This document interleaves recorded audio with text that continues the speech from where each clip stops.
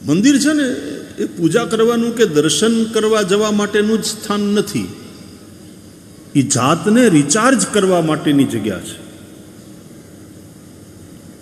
આપણી battery down થઈ જાય છે સમયે સમયે, પણ એ બેટરી રિચાર્જેબલ છે. તો સમયે સમયે મંદિરમાં જઈ બેટરી રિચાર્જ કરવી જોઈએ. ત્યાં ગુંબદમાં બેસી, અંદર શિવલિંગ છે અને ગુંબજમાં બેસી આ ઘંટ વગાડવાનું જે છે એ એટલા માટે જ છે. ઘંટનો નાદ થાય, ઝાલરનો નાદ થાય, શંખનો નાદ થાય, અને તમે સામે બેસીને ઓમકારનો નાદ કરો. એ ગુંબજમાં ઘૂમે અને એ ઘૂમી અને તમારા કાનમાં આવે,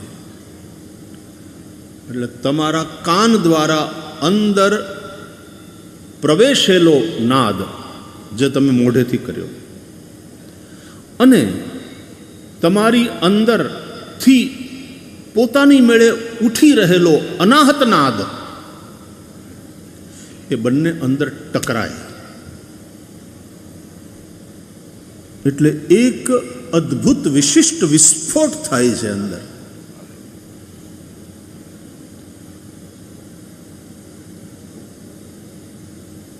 અને એ વિસ્ફોટ પછી એક વિચારોનો શૂન્યાવકાશ સર્જાય છે. વિચારોનો શૂન્યાવકાશ, એક નિર્વિચાર સ્થિતિ.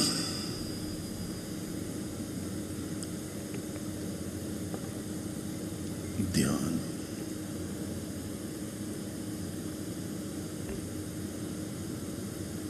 એ રીતે રિચાર્જ કરવાનું હોય છે.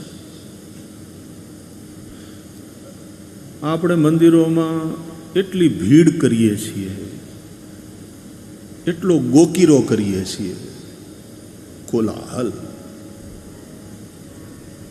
ત્યારે મંદિરોમાં બધી જગ્યાએ ભીડ બહુ વધી છે. હરખા દર્શન થયા ન થયા ને ત્યાં તો નીકળો નીકળો ધક્કા વાગતા હોય. સારું છે, લોકો બહુ જાય છે મંદિરોમાં, ભીડ કરે છે.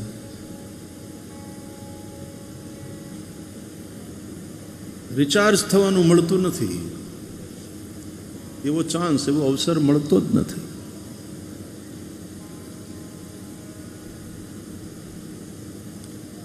શ્રદ્ધા બહુ વધી છે, પણ શ્રદ્ધાની વાહે વાહે જ્ઞાન. આપણી શ્રદ્ધા વાંઝણી છે. ચિંતાની વાત આ છે. શ્રદ્ધા પુત્રવતી થવી જોઈએ. શ્રદ્ધાના સંતાનનું નામ છે જ્ઞાન, અને શ્રદ્ધાવાળાને જ જ્ઞાન થાય. શ્રદ્ધાવાન લભતે જ્ઞાનમ.